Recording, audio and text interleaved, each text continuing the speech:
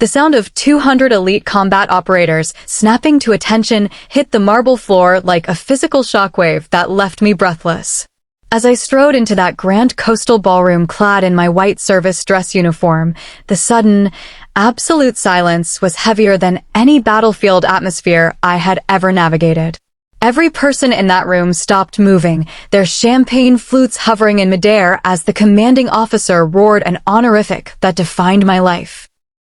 I am Eleanor Sterling, a 58-year-old four-star admiral who had commanded, for 3 decades, in the treacherous waters of international naval warfare. While my reflection showed a decorated officer, my heart felt like the vulnerable teenager who was never good enough for her own parents. This night was meant to be a simple celebration of my sister Clara, but it quickly transformed into a collision between my secret professional identity and my family legacy. Growing up in the humid marshlands of Georgia, I was the odd child who preferred strategic manuals to social gatherings. My father, a legendary local high school football coach, viewed my fascination with maritime command as a bizarre, shameful aberration. He adored Clara, whose sweet personality and traditional life choices perfectly mirrored his own expectations, while my relentless questions and military ambitions earned me nothing but his cold, dismissive silence at the dinner table. The conflict reached a breaking point years ago when I shared my acceptance into the Naval Academy. My mother watched with concern while my father simply folded his newspaper with finality, declaring that my obsession was merely a phase I would soon outgrow. They never could reconcile the daughter they wanted with the woman I was destined to become, leading to a profound, decades-long drift that defined every strained holiday and missed milestone we shared. 3 days before Clara was to be married, my phone chimed with a message from my father that felt like a deliberate blow to my chest. He demanded I stay away, or at least hide my uniform, claiming that my successful military career was a social embarrassment he refused to tolerate. Sitting alone in my quiet residence, I felt utterly hollow, contemplating whether my choice to serve the country had cost me the only family I would ever have. I almost surrendered to his demands until a call from Silas Thorne, a battle-hardened veteran who had served under me for years, changed my perspective entirely. He reminded me that I had stood my ground for those who never thanked me, so I could not retreat now. His words resonated deeply, forcing me to recognize that I had earned my place through years of sacrifice, grit, and the weight of high-stakes command decisions. I looked at him for a long moment. Then I picked up my phone. "Sure," I said calmly. "Let's call him." My mother's expression shifted first. Not panic, just uncertainty. I put the call on speaker. My landlord answered on the second ring, distracted and friendly. "Hey Claire, everything okay?" "Sorry," I said. "Quick question. My dad says if I don't sign over part of the business tonight you're planning to evict me." Silence. "Then what?"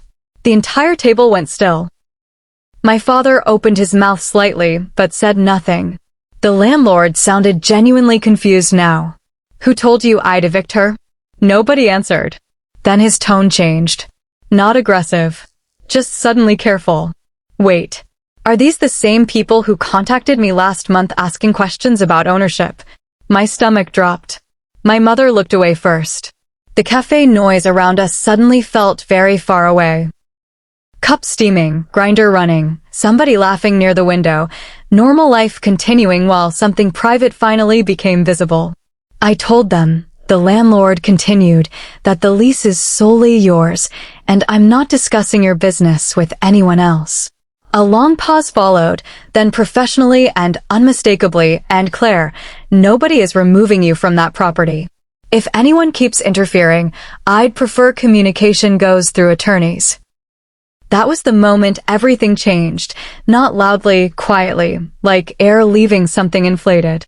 My father leaned back in his chair and folded the contract without looking at me. My mother suddenly started talking about misunderstandings, intentions, concern. The words blurred together after a while because the important part had already happened. Someone outside the family had treated me like the legitimate owner without hesitation. No permission required. Eventually, they stood to leave. Neither apologized. I didn't ask them to. After closing, I wiped down tables slower than usual while rain pressed softly against the windows. One of my regulars lingered near the counter before heading out. "Your parents?" he asked gently. I looked toward the door they'd walked through earlier, then back at the quiet cafe. "Something like that," I said. And for the first time in years, the answer felt honest. When Robert's lawsuit accused me of being an unemployed opportunist, his attorney subpoenaed my employment records, confident it would either expose nothing or force me to choose between the estate and my clearance. He assumed I'd fold rather than risk contempt of court. Instead, I called Chloe. She'd spent years in government legal affairs before going into private practice, and she knew exactly which door to knock on. Together, we filed a formal request with the Counterterrorism Center's legal office for a sealed attestation of my service, something the judge could review privately, without a single classified detail becoming public record. On the day of the hearing, Robert brought the whole extended family to watch. His attorney built an entire case around the idea that I was invisible, no career, no standing, no character to speak of. When Chloe placed the black envelope on the bailiff's tray, Robert's lawyer barely glanced at it. He assumed it was theater. A stalling tactic. Something desperate. He was wrong. The document was signed by the Director of National Intelligence, and buried in its careful, classified language was a detail Judge Vance recognized immediately. The operation I'd once helped run had protected the exact combat unit his own son had served in overseas. The judge's expression didn't just change. It hardened, not at me, but at the man who dragged this into his courtroom for sport. He dismissed the case with prejudice, sanctioned Robert for malicious prosecution, and, before striking the gavel, he turned to me and apologized for the spectacle, and for what my family had put me through in service of something I could never publicly defend myself with. The room that had come to watch me lose emptied out in silence. No one could meet my eyes on the way out. Robert sat there alone, financially and socially undone, finally understanding that the quiet disappointment of the family had spent her whole life protecting people who would never know her name. A year later, I was on the porch of the estate my grandfather left me, restored now, quiet, mine, working from a secure laptop as section chief overseeing operations across Europe. My phone lit up with a message from Robert, a long, desperate plea for money to keep his business from collapsing. I read it once.